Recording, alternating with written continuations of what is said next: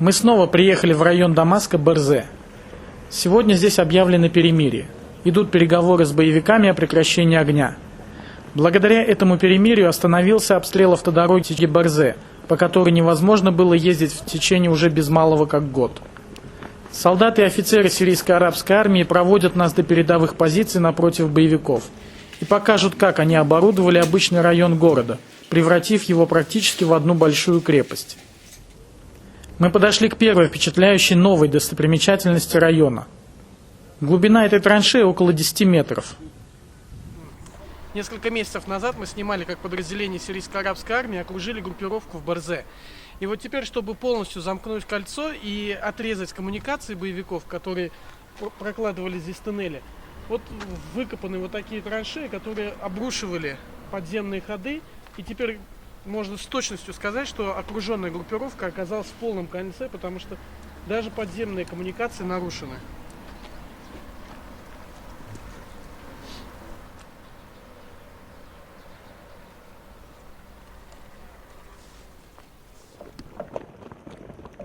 البرجية البرجية السرية كان جاء ترشي خمس ديك الجهة.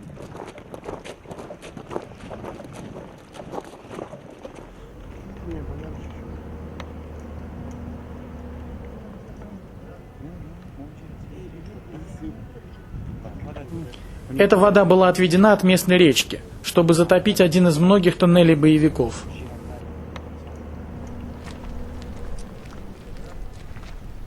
Вот за моей спиной свидетельство ожесточенных боев, которые происходили здесь, чтобы выбить отсюда боевиков. Боевики сделали из жилого района один большой укрепрайон. И вот это новые позиции, откуда их буквально недавно выбили, несколько дней назад.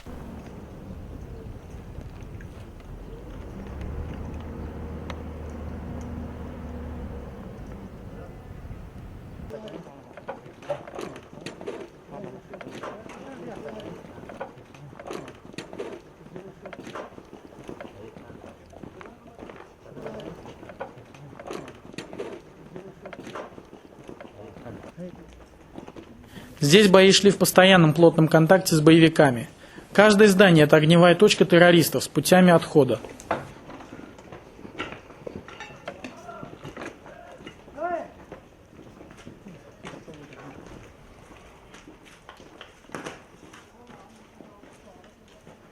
Сквозные проломы в стенах позволяли в жилых домах скрывать джипы с крупнокалиберными пулеметами и быстро перемещать ударную силу в плотной застройке квартала. Все стены домов оборудованы проходами, которые ведут к вот таким вот лазам в тоннеле.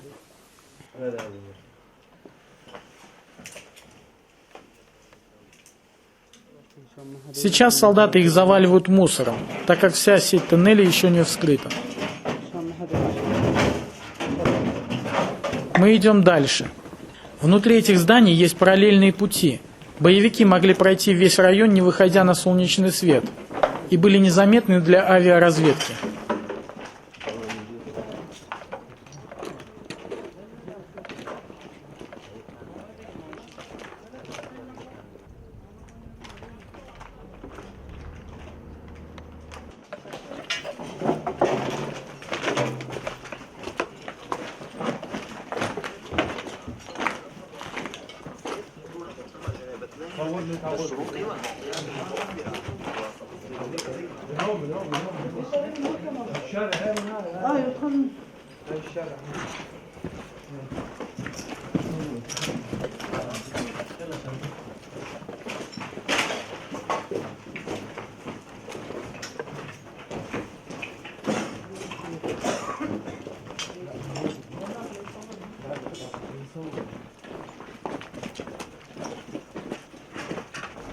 Вот так обычное с виду здание заваливалось землей и строительным мусором и становилось мощной стеной крепости толщиной в 5-6 метров.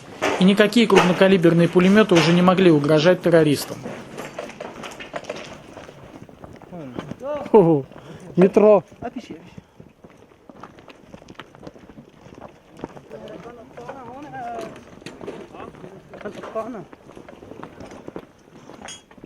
Это очередной туннель боевиков. Его не взорвали и не затопили, и мы можем пройтись по нему.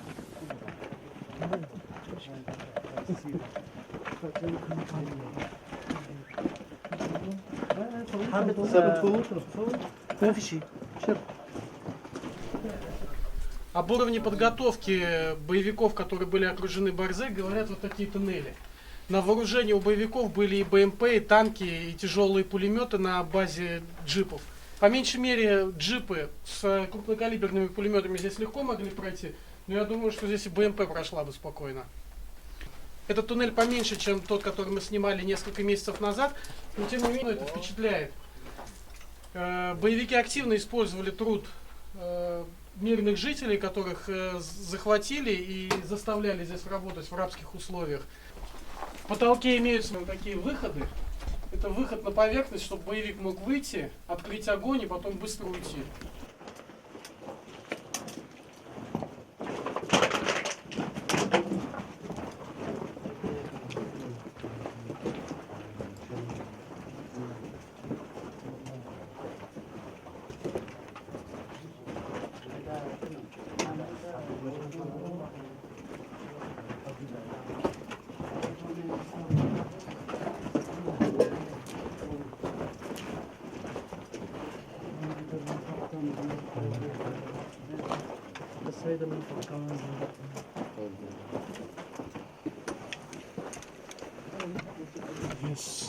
لجوا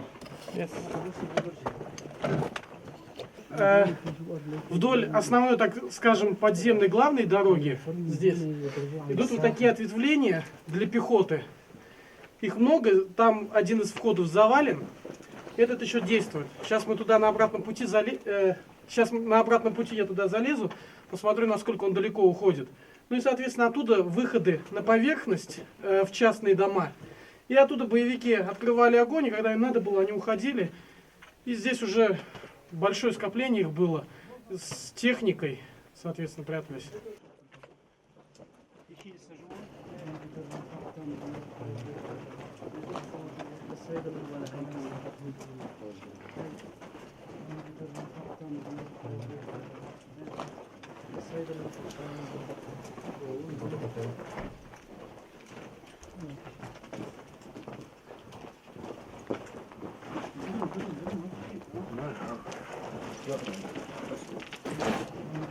Вот сюда планировалось, судя по всему, сделать очередное ответвление. Дальше мы не пойдем, потому что там еще не разминировали до конца. Остановимся здесь. Если не тащить за собой рюкзак, который цепляется за стенки этого лаза, то идти по нему вполне комфортно. А если приспособить маленькую тележку, то и крупнокалиберный ДШК без усилий прокатить можно.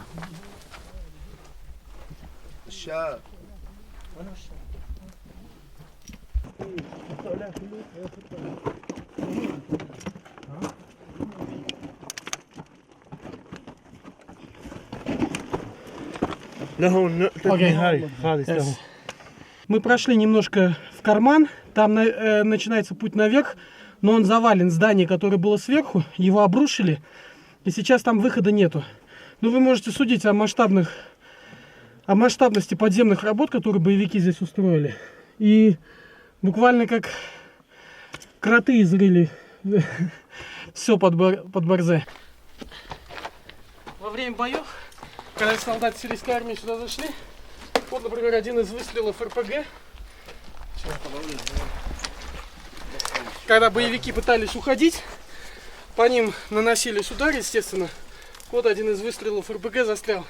И при детонации РПГ много таких туннелей засыпало. Возможно, даже с боевиками.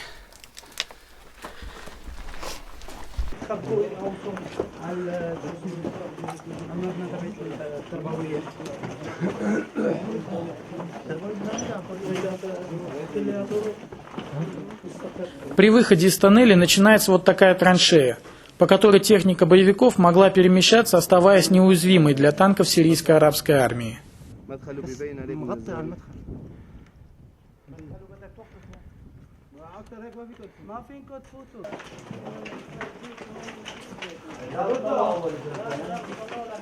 Мы идем еще дальше, и в одном из домов я снимаю одну из многочисленных позиций стрелка боевиков.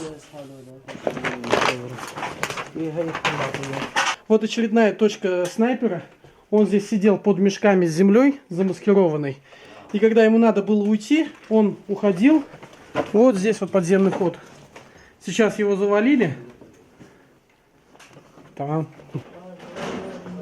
Естественно, что при необходимости снайпера могли заменить на пулеметчика и усилить огневую мощь. Почти все здания в Борзе оборудованы схожими огневыми точками, оснащенные коммуникацией с основными силами террористов. Боевики могли подойти в нужный момент в нужное место и увеличить концентрацию сил в необходимом направлении. Получив локальное преимущество, создать ударный кулак и контратаковать. Все это офицерам сирийско-арабской армии надо было предусмотреть и опередить действия террористов, чтобы не терять солдат. Андрей Филатов, Виктор Кузнецов, Григорий Несторов, Марат Мусин, Анна Ньюс, Дамаск.